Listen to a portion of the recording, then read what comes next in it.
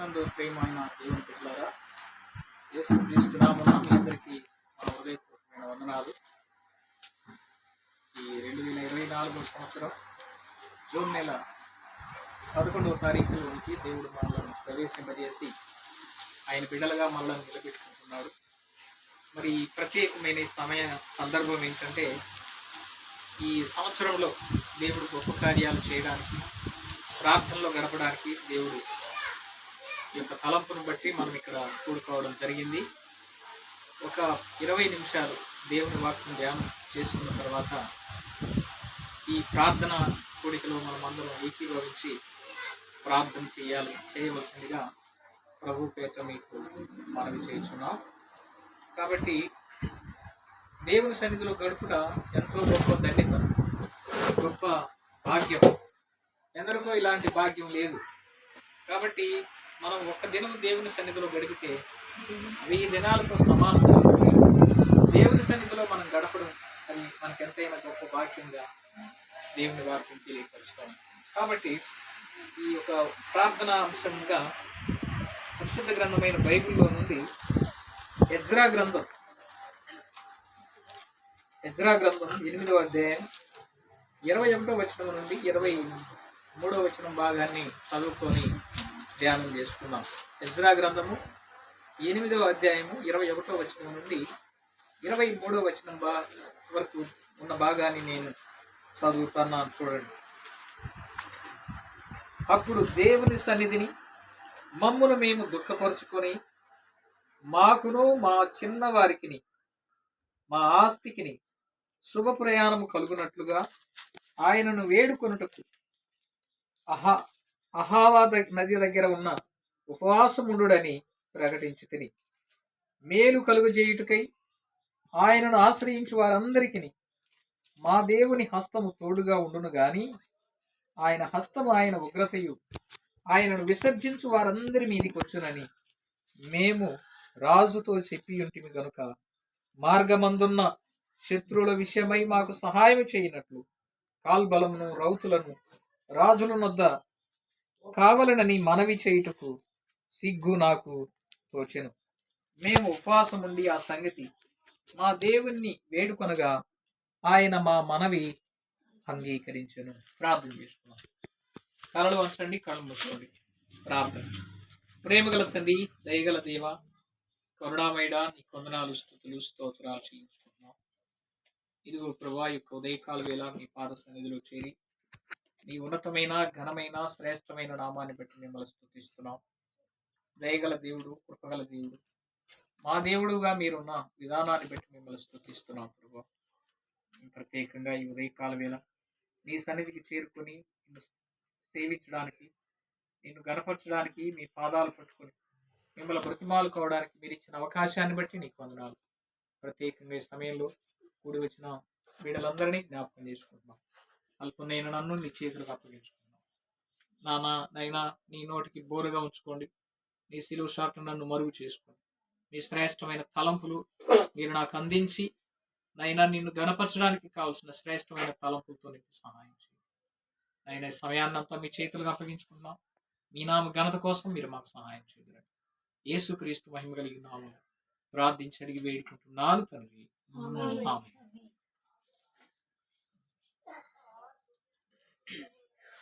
Ezra గ్రంథం 8వ అధ్యాయం 21వ వచనం నుండి 23వ వచనం వరకు ఉన్న భాగాన్ని మనం ధ్యానం చేసుకున్నట్లయితే, అందులో ఈ భాగంలో ఇశ్రాయేలీల ప్రయాణం గురించి వ్రాయబడింది. ఇశ్రాయేలీలు వారి ప్రయాణంలో జరిగినటువంటి సంఘటనల గురించి భక్తుడు తెలియపరిచాడు. వారికి ఏమేమి ఎదురైనవి, దేవుని బిడ్డలు ప్రయాణంలో ఉన్నప్పుడు ఎదురైనటువంటి సమస్యలు ఏంటి అంటే, ప్రమాదాలు, బాధలు, ఇబ్బందులు, కష్టాలు, వ్యతిరేకతలు, ఆపదలు ఎదురైనప్పుడు దేవుడు వాటిని తప్పించడానికి భక్తులు దేవుని సన్నిధికి చేరుకొని ఉన్నారు. దేవుని దగ్గరికి చేరుకొని ఏమని మాట్లాడారు అంటే, చూడండి, 21వ వచనం నుండి నేను చదువుతున్నాను. అప్పుడు దేవుని సన్నిధిని మమ్మును మేము దుఃఖపరుచుకొని మాకును మా చిన్నవారికిని మా ఆస్తికి నీ శుభ ప్రయాణం కలుగునట్లు అన్నాడు. ఎవరెవరికి? మాకును, మా చిన్నవారికి, మా ఆస్తికి.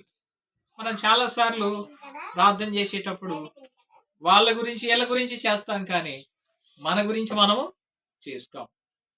ముందు మనం చేయాల్సింది ఏంటంటే మన గురించి మనం చేసుకోవాలి, మన గురించి మనం ప్రార్థన చేసుకోవాలి. అందుకే అన్నాడు మాకును మా చిన్నవారికి. మన కోసం చేసుకోవాలి, మన బిడ్డల కోసం చేసుకోవాలి. తర్వాత మన ఆస్తులు, అంతస్తులు, మన యొక్క పరిస్థితులు, మన ప్రయాణం, మన కష్టాలు, నష్టాల గురించి దేవునికి ప్రార్థన చేయాలి. ప్రార్థన కూడా ఎలా చేయాలి అన్నాడు చూడండి. ఎక్కడ చూడండి ఏమని అన్నాడు? మా ఆస్తికి శుభ ప్రయాణం కలుగున్నట్లుగా ఆయనను వేడుకొనుటకు అహావా నది దగ్గర ఉపవాసం ఉంటుంది.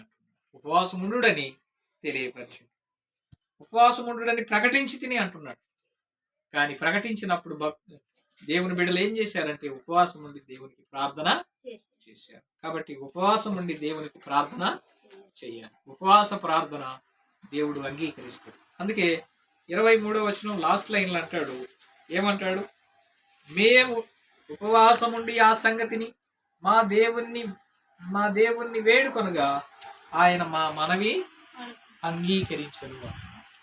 దేవుడు మన ప్రార్థన అంగీకరించాలి అంటే మనం ఏం చేయాలి అంటే ముందు ఉపవాసం ఉండాలి, తర్వాత ఒక ప్లేస్లో కూడుకోవాలి, ఆ తర్వాత మన అవసరతల కోసం ప్రార్థన చేసినప్పుడు దేవుడు తప్పక సహాయము చేస్తాడు. కాబట్టి మనం ఉపవాసం ఉండి దేవునికి ప్రార్థన చేయాలి. ఉపవాస ప్రార్థనలో ఎంతో శక్తి ఉంది.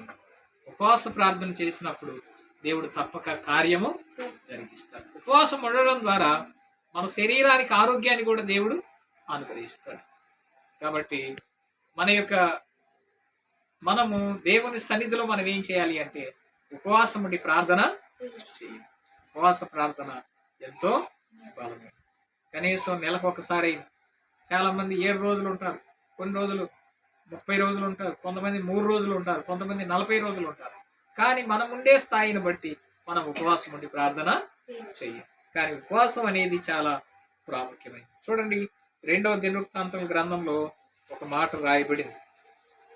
2వ దినవృత్తాంతముల గ్రంథం 20వ అధ్యాయము 3వ వచనంలో ఒక మాట రాయబడింది, చదువుకుందాం. 2వ దినవృత్తాంతముల గ్రంథం 20వ అధ్యాయం 3వ వచనం. అందుకు యెహోషాపాతు భయపడి యెహోవా యొద్ద విచారించుటకు మనసు నిలుపుకొని యోధా ఎందంతటా ఉపవాసం ఆచరించవలనని చాటింపగా అని రాయబడి. యెహోషాపాతు ఏం చేశాడు? ఉపవాసం ఉండి దేవుడి దగ్గర విచారణ చేయాలని చెప్పి చాటింపు వేశాడు. 4వ వచనం. యోధా వారు యెహోవా వలన సహాయమును వేడుకొనుటకై కూడుకొనిది. యెహోవా యొద్ద విచారణ చేయుటకు యోధా పట్టణములన్నిటిలో నుండి జనులు వచ్చిరి. కాబట్టి యెహోషాపాతు ప్రకటన చేయగానే, చాటించగానే దేవుడి దగ్గర విచారించడానికి వచ్చాడు. ఒకటి వేడుకోవడానికి, రెండవది విచారించడానికి, మూడవది ప్రార్థన చేయడానికి వచ్చారు. 5వ వచనంలో చూడు. యెహోషాపాతు యెహోవా మందిరములో క్రొత్త శాల ఎదుట సమాజముగా కూడి యోధా యెరూషలేము జనుల మధ్యను నిలువబడి, మా పితరుల దేవా యెహోవా, నీవు ఆకాశమందు దేవుడవై ఉన్నావు, అన్ని జనుల రాజ్యములు ఏలువాడవు నీవే. నీవు బాహుబలము కలవాడవు, పరాక్రమం గలవాడవు. నిన్నెదురించుట ఎవరికి నీ బలము చాలది. యెహోషాపాతు రాజుగా ఉండి మాట్లాడిన మాటలు ఏంటంటే, మా పితరుల దేవా యెహోవా, నీవు ఆకాశమందున్న దేవుడు. అది దేవుడు అంటే పైన ఉండేవాడు కానీ కింద ఉండేవాడు కాల కింద ఉండేవాడు దేవుడు కాదు. కాబట్టి పైన ఉన్నాడు ఆయన, ఆకాశమందు ఉన్న దేవుడు. ఇంకా ఆయన గురించి ఏమైనా రాయబడింది అంటే 5వ వచనంలో అంటాడు కదా, 6వ వచనంలో ఏమంటాడు? నీవు ఆకాశమందు దేవుడవై ఉన్నావు, అన్ని జనుల రాజ్యములను ఏలువాడవు నీవు. ఇక్కడ మనకు ముఖ్యమంత్రుడు, ప్రధానమంత్రుడు ఒక దేశాన్ని, ఒక రాష్ట్రాన్ని ఏలుతుంటే దేవుడు సర్వ మానవాళిని ఏలుతున్నాడు. సర్వాన్ని ఏలుతాడు. అన్ని జనులందరినీ ఏలుతాడు. అన్యజనుల రాజ్యములను ఏలువాడు నీవు బహు బలము గలవాడు. అన్ని జనముల రాజ్యాలన్నిటిని ఏలేవాడు యేసుక్రీస్తు ప్రభు. అంత శక్తిమంతుడు. కాబట్టి ఆయనకు వ్యతిరేకంగా ఎవరు తిరిగినా వాళ్ళు నిలబడడానికి వీలు లేదు. చూడండి కిందకు వస్తే ఏమి రాయబడిందో చూడండి. పరాక్రమం గలవాడవు, నిన్నెదిరించుటకి ఎవరికి నీ బలము అది. ఒకవేళ ఎవడన్నా యేసు ప్రభుని ఎదిరించాలని ప్రయత్నం చేస్తే వాడు నిలబడలేడు. యేసు ప్రభుని ఎదిరించే వ్యక్తిని దేవుడు ఉంచడు. ఆయన ఆకాశమందున్నాడు, సకల రాజ్యాలను పరిపాలిస్తాడు. కాబట్టి మనం గుర్తించాల్సిన విషయం ఏంటంటే సమస్తాన్ని పరిపాలించేవాడు, మన అవసరతలను తీర్చేవాడు, మన ఆపదల నుండి మనలను తప్పించేవాడు, మనలను పోషించేవాడు ఆయన, మనకు జీవం ఇచ్చినవాడు, మనకు ప్రాణం ఇచ్చిన దేవుడు ఆయన. ఆయన జీవం గల దేవుడు కాబట్టి ఆయన పాదాలు పట్టుకొని దేవునికి స్తుతులు చెల్లించాలి. కిందకు వస్తే అంటాడు 7వ వచనంలో, నీ జనులైన ఇశ్రాయేలు ఎదుట నుండి ఈ దేశపు కాపురస్తులను తోలివేసి నీ స్నేహితుడైన అబ్రహాము యొక్క సంతతికి దీనిని శాశ్వతముగా నియమించిన మా దేవుడవు నీవే. 9వ వచనంలో అంటాడు. 8వ వచనంలో, వారు అందులో నివాసము చేసి కీడైనను యుద్ధమైనను తీర్పైనను తెగులైనను కరువైనను మా మీదకి వచ్చినప్పుడు మేము ఈ మందిరం ఎదుట నీ ఎదుటను నిలవబడి మా శ్రమలో నీకు మొర్ర పెట్టిన ఎడల నీవు ఆలకించి మమ్మను రక్షించుదువని అనుకొని ఇచ్చట నీ నామ ఘనత కొరకు నీ పరిశుద్ధ స్థలమును కట్టించి. అర్థమైందా? దేవుడి దగ్గర ఏమేమి జరుగుతాయి అంటే కీడైనను యుద్ధమైనను తీర్పైనను తెగులైనను కరువైనను మా మీదకి వస్తే అవి పోవాలి అంటే ఏం చేయాలి? ప్రార్థన చేయాలి, దేవునికి మొర్ర పెట్టాలి. అందుకంటాడు, మందిరం ఎదుటను నీ ఎదుటను నిలబడి మా శ్రమలో నీకు మొర్ర పెట్టిన ఎడల నీవు ఆలకించి మమ్మను రక్షించుతూ అని పెట్టింది. కాబట్టి మనం ప్రార్థన చేయాలి. కరువైన తెగులైన శిక్ష అయిన తీర్పైన యుద్ధమైన కీడైనా సరే ఏదొచ్చినా సరే ప్రార్థన చేసుకుంటే దేవుడు దాన్ని తొలగించేస్తాడు. యేసుక్రీస్తు ప్రభు గొప్ప దేవుడు. ఆయనకు వ్యతిరేకంగా ఎవరైనా ఎదిరించాలనుకుంటే వాళ్ళు నిలవరని దేవుని వాక్యం తెలియపరచబడతారు. కాబట్టి మన జీవితం అల్పమై మనం అల్పులో దేవుని యొక్క ప్రాణం మనలో ఉంచాడు, దేవుని జీవాన్ని మనలో ఉంచాడు. కాబట్టి మనం ఈ సమయంలో మనం చేయాల్సింది ఏంటంటే ప్రార్థన చేయాలి. ఏ బాధ వచ్చినా సరే, ఏ కష్టం వచ్చినా సరే, ఏ వ్యతిరేకత వచ్చినా సరే, ఏ అవమానం వచ్చినా సరే ఆయన పాదాలు పట్టుకొని ప్రార్థన చేస్తే దేవుడు తప్పక సహాయం చేస్తాడు. చూడండి, 1 సమూయేలు గ్రంథం 7వ అధ్యాయం 6వ వచనంలో ఒక మాట రాయబడి. 1 సమూయేలు గ్రంథం 7వ అధ్యాయం 6వ వచనం. 1 సమూయేలు గ్రంథం 7వ అధ్యాయం 6వ వచనం. మన దేవుడైన యెహోవాను ఫిలిష్తీయుల చేతిలో నుండి మనలను రక్షించున్నట్లుగా మా కొరకు ఆయనను ప్రార్థన చేయటం మానవద్దని సమూయేలు వద్ద మనవి చేసి. ఇశ్రాయేలీలు సమూయేలు దగ్గర ఒక మనవి చేశారు. సమూయేలు ఒక ప్రవక్త, సమూయేలు ఒక దేవుని సేవకుడు. ఇశ్రాయేలీలు అందరూ చెప్పారు, ఇదిగో మా కోసం మీరు ప్రార్థన చేయండి. ఇశ్రాయేలీలు మిస్పాలో కూడి ఉన్నారని ఫిలిష్తీయులు విన్నప్పుడు ఫిలిష్తీయుల సర్దారులు ఇశ్రాయేలీల మీదకు వచ్చి ఈ సంగతి ఇశ్రాయేలీలు విని ఫిలిష్తీయులకు భయపడి మా దేవుడైన యెహోవాను ఫిలిష్తీయుల చేతిలో నుండి మమ్మల్ని రక్షించున్నట్లుగా మా కొరకు ఆయనను ప్రార్థన చేయటం మానవద్దని సమూయేలు వద్ద మనవి చేసుకొని. కాబట్టి ఇశ్రాయేలీలను దేవుడు ఫిలిష్తీయుల చేతికి అప్పగింపబోతున్నాడు. ఆ టైంలో వాళ్ళు ఇశ్రాయేలీలు భయపడిపోయారు. అయ్యో మా జీవితం ఏంది, మేము యుద్ధంలో నశించిపోతాం, చచ్చిపోతాం, కరువు పాలవుతాం, మాకు కష్టాలు వచ్చినాయి, ఇబ్బందులు వచ్చినాయి, శ్రమలు వచ్చినాయి, మేమేం చేయాలని సమూయేలు దగ్గరికి, ప్రవక్త దగ్గరికి వచ్చి వాళ్ళు వేడుకుంటున్నారు. అయ్యగారు, పాస్టర్ గారు, దేవుని సేవకులారా, మీరు మా కోసం ప్రార్థన చేయండి, ఫిలిష్తీయుల చేతుల్లో మేము పడకుండా ఉండడానికి మా కోసం ప్రార్థన చేయమన్నప్పుడు సమూయేలు ఇశ్రాయేలీలందరి పక్షంగా ఫిలిష్తీయుల చేతిలో పడకుండా దేవుడు తప్పించాలని ప్రార్థన చేశారు. కాబట్టి అంత గొప్ప దేవుడు, యుద్ధంలో తప్పించేవాడు, కీడు నుండి తప్పించే దేవుడు, శ్రమలో నుండి తప్పించే దేవుడు, కరువులో నుండి తప్పించే దేవుడు.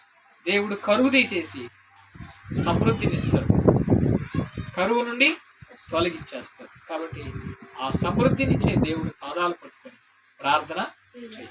ఆయన ఎంత గొప్ప దేవుడు అంటే మహాబలము గల దేవుడు. ఆయన్ని ఎదిరించే వారిని తొలగించేస్తాడు. ఆయన ఎవరైతే యేసు ప్రభువుని ఎదిరిస్తారో దేవుడు వాళ్ళను కానీ ఎదిరించకుండా పశ్చాత్తాపడితే దేవుడు కనికరించి దయ చూపిస్తాడు. ఇప్పుడు రండి, ఎజ్రా గ్రంథంలో అంటాడు కదా, ఏమన్నాడు చూడండి, 22వ వచనం. మేలు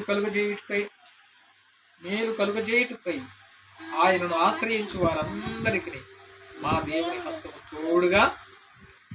అర్థమైందా? ఎవరైతే ఆయన్ని ఆశ్రయిస్తారో మేలు కోసం వాళ్ళందరికీ దేవుని హస్తం తోడుగా ఉంటుంది. కాబట్టి దేవుని హస్తం తోడుగా ఉంటుంది. ఆయన్ని ఆశ్రయిస్తే, ఆయన్ని ద్వేషిస్తే ఆయన హస్తం విరోధంగా ఉంటుంది. అదిగో కింద అంటాడు చూడండి, ఏమంటాడు? తోడుగా ఉండును, ఆయన హస్తమును ఆయన ఉగ్రతయు ఆయనను విసర్జించు వారందరి మీదకి వచ్చునని మేము రాజుతో చెప్పి. ఎజ్రా గారు ధైర్యంగా రాజుతోనే చెప్పారు. ఎంత ధైర్యం! ఒక రాజుతో, ఒక సీఎంతో, ఒక ప్రధానమంత్రితో మాట్లాడాలంటే సామాన్యుడు మాట్లాడలేడు. కానీ ఎజ్రా ధైర్యం చేసుకొని వెళ్ళి చెప్తున్నాడు, ఇదిగో యేసు ప్రభువుకి ఎవరైతే వ్యతిరేకంగా చేస్తారో దేవుడు వాళ్లకు ఆయన హస్తం వ్యతిరేకంగానే ఉంటుంది. కాబట్టి మీరు నష్టపోతారు, మీరు దెబ్బతింటారు, మీరు కీడు పాలవుతారు, శ్రమల పాలవుతారు, చనిపోతారు. యేసు ప్రభువుకు వ్యతిరేకంగా మీరు ఎప్పటికీ లేయొద్దు అన్న విషయాన్ని ఇశ్రాయేల్ విషయంలో రాజుకు దేవుడు ఎజ్రా తెలియపరుస్తున్నాడు దేవుడి గురించి. కాబట్టి మనం కూడా ఒక ధైర్యంగా ఒక పెద్ద అధికారికి చెప్పగలగాలి. ఎందుకు అంటే మన దేవుడు అంత గొప్ప దేవుడు, అంత శ్రేష్ఠుడు, అంత ఉన్నతుడు, అంత పరిశుద్ధుడు, అంత న్యాయవంతుడు, అంత ఉన్నతమైన వాడు. ఆయన సాటి అయిన వాడు, ఆయన పోటీ అయిన వాడు ఎవరు? సకల రాజ్యాలను పరిపాలించే దేవుడు, రాజులకు రాజు, ప్రభువులకు ప్రభు. యేసుక్రీస్తు ప్రభువును ఆశ్రయించి యేసు ప్రభు పాదాలు పట్టుకొని పశ్చాత్తాపడితే దేవుడు కనికరించి క్షమిస్తాడు. పాపం చేసిన వారి విషయంలో క్షమిస్తాడు. దేవుని మీద ఆధారపడి కష్టాలు తొలగించమని కోరే వారి విషయంలో దేవుడు తొలగించే సహాయము చేస్తాడు. కాబట్టి ఈ సమయంలో మనం చేయాల్సింది ఏంటంటే ప్రార్థన చేద్దాం. ఎలా ప్రార్థన చేద్దాం? ఉపవాసం ఉండి ప్రార్థన చేయాలి. ఉపవాసం ఉండి ప్రార్థన చేసినప్పుడు దేవుడు తప్పక సహాయము చేస్తాడు. కీడును తొలగిస్తాడు, కరువును తొలగిస్తాడు, యుద్ధాన్ని తొలగిస్తాడు, శ్రమలు తొలగిస్తాడు. మనకు ప్రాణభిక్ష పెట్టి జీవాన్ని పొడిగించి మన పరిపాలకులను మంచివారిగా దేవుడు సిద్ధం చేస్తాడు. పేదలకు మేలు జరిగే ప్రభుత్వాలను దేవుడు ఏర్పాటు చేస్తాడు. ఏ పేదవాడికి కూడా అన్యాయం కీడు జరగకుండా దేవుడు కార్యం చేస్తాడు. కాబట్టి అలాంటి గొప్ప దేవుడు పాదాలు పెట్టుకొని మనం ప్రార్థన చేస్తే అంతకంటే మించింది ఇంకొకటి ఏది లేనే లేదని తెలియపరుస్తుంది. ఈ కొద్ది మాటలు యేసుక్రీస్తు చెప్పి నేను ముగిస్తున్నాను. చిన్న ప్రార్థన చేసుకున్నాను. కళ్ళు వంచండి, ప్రార్థన. ప్రేమగల తండ్రి, నీ కొందనాలు, స్తుతులు, స్తోత్రాలు చెల్లించుకున్నాం. ఇదిగో ప్రభా యొక్క దీకాల వేళ అయినా మరి మీరు మమ్మల్ని ప్రేరేపించిన విధానాన్ని బట్టి 11-12 తారీఖుల్లో తండ్రి మేము ఉపవాస దినం ప్రారంభించుకున్నాం తండ్రి. మరి ఉపవాసం ఉండి మీ సన్నిధిలో గడపాలన్న ప్రేరణ మాకు కలిగించాం. ఉపవాసం ఉండడం వల్ల ఎంత మేలు, ఉపవాసం ఉండి ప్రార్థన చేస్తే మేము ఎంత శక్తి పొందుకుంటామో, మీరు ఎంత గొప్ప దేవుడు, మీ పరిపాలించే పరిపాలకులను మీరు ఏ విధంగా మార్చగలరో ఆ విషయాలన్నీ మా దృష్టికి తీసుకొచ్చాం. అందుని బట్టి నీకు స్తోత్రాలు. మహాగరుడా నీకు వందనాలు, కృపగలిగిన దేవానికి స్తోత్రాలు, సత్యవంతుడా నీకు వందనాలు చెల్లించుకో. మా ప్రయాణంలో, మా కష్టాల్లో, మా సమస్యలు, మా శోధనలు, మా ఇరుకుల్లో, మా ఇబ్బందుల్లో మాకు తోడుగా ఉండే దేవుడు, మా సమస్యలన్నీ తొలగించే గొప్ప దేవా నీకు వందనాలు చెల్లించుకో. మా ప్రార్థనను ఆలకించండి. మా ప్రార్థన మీకు యోగ్యమైందిగా ఉండడానికి, అంగీకారంగా ఉండడానికి, మేము ప్రార్థించిన ప్రతి ప్రార్థన మాకు సఫలం అవడానికి మీరు సహాయం చేయండి. అయినా నీ పాదాలు పట్టుకున్నాం, కనికరించండి, మీరు దయ చూపించండి, అన్ని విధాలుగా తోడుకొని సహాయం చేయండి. యేసుక్రీస్తు నామములో ప్రార్థించండి, వేడుకుంటున్నాను తండ్రి. అందరికీ వందనాలు.